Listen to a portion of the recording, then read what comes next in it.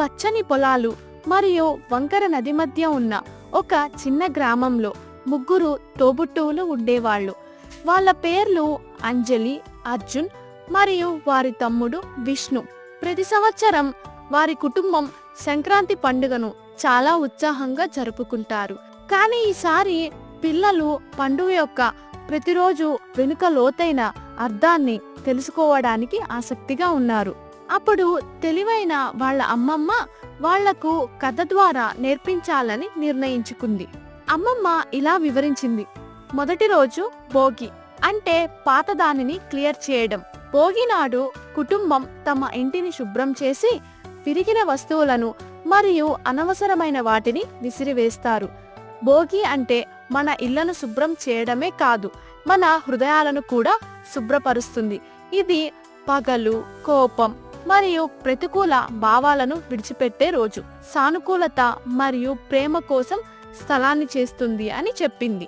ఆ సాయంత్రం వారు భోగి మంటల దగ్గర కూర్చున్నప్పుడు విష్ణు ఒప్పుకున్నాడు. గత వారం నా గాలిపటం పగలగొట్టినందుకు అర్జున్తో నేను బాధపడ్డాను, కానీ ఈ రోజు నేను అతన్ని క్షమించాను అని అంజలి నవ్వి, మన హృదయాలు తేలికగా ఉన్నప్పుడు ఈ భోగి మంట వెచ్చగా అనిపిస్తుంది అని చెప్పింది.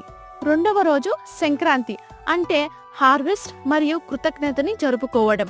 సంక్రాంతి సందర్భంగా కుటుంబ సమేతగా కొత్త దుస్తులు ధరించి ఆలయానికి వెళ్లి పూజలు చేస్తారు. చిన్నారులు పతంగులు ఎగరవేయడంలో గ్రామస్తులతో కలిసి పాల్గొనేవారు. ఈ రోజు పంటను జరుపుకుంటుంది, అంటే భూమి, సూర్యుడు మరియు మన ఆహారానికి కష్టపడే ప్రతి ఒక్క రైతు, జంతువులు మరియు ప్రకృతికి దోహదపడే ప్రతి ఒక్కరికి కృతజ్ఞతలు తెలిపే సమయం అని అమ్మమ్మ వివరించింది. పతంగులు ఎగరవేస్తుండగా విష్ణు గాలిపటం చెట్టుకు ఇరుక్కుపోవటం అర్జున్ గమనించాడు. పోటీకి బదులు అర్జున్ పైకి ఎక్కి అతనికి సహాయం చేశాడు. సంక్రాంతి అంటే కృతజ్ఞత, మరియు నేను నా తమ్ముడికి కృతజ్ఞతలు తెలుపుతున్నాను అని అతను చెప్పాడు. తరువాత అమ్మమ్మ కనుమ పండుగ గురించి చెప్పడం ప్రారంభించింది. మూడవ రోజు కనుమ, అంటే జంతువులను గౌరవించడం. కనుమ నాడు కుటుంబ సమేతగా ఆవులను అలంకరించి ప్రత్యేక హారతులు అందిస్తారు. జంతువులు మన కుటుంబంలో ఒక భాగమని ఈ రోజు మనకు గుర్తు చేస్తుంది. వారు మనకు వ్యవసాయంలో సహాయం చేస్తారు మరియు మనకు దయ మరియు సంరక్షణ నేర్పుతాయి. విష్ణు వారి ఆవు గౌరీని మెల్లగా తట్టి, నేను ఎల్లప్పుడూ ఆమెను జాగ్రత్తగా చూసుకుంటానని వాగ్దానం చేస్తాను అని చెప్పాడు. దీనిని చూసిన అర్జున్ మరియు అంజలి జంతువులు మరియు ప్రకృతి పట్ల మరింత దయతో ఉంటామని ప్రతిజ్ఞ చేశారు. ఆ సాయంత్రం తోబుట్టువులు నక్షత్రాల ఆకాశం కింద గుమ్ముగూడారు.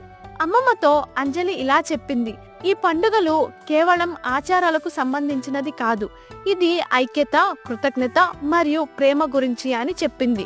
అంజలి మాటలకు అమ్మమ్మ నవ్వి, సరిగ్గా చెప్పావు అంజలి, భోగి మనల్ని విడిచిపెట్టమని నేర్పుతుంది. సంక్రాంతి మనకి కృతజ్ఞతను చూపుతుంది మరియు ఇతరుల పట్ల శ్రద్ధ వహించాలని కనుమ మనకు గుర్తు చేస్తుంది. అవి కలిసి మన జీవితాలకు సామరస్యాన్ని తెస్తాయి అని చెప్పింది. ఈ కథ యొక్క నీతి ఏంటంటే, పండుగలు కేవలం వేడుకలు కాదు, అవి ఐక్యత, కృతజ్ఞత మరియు కరుణకు పాఠాలు.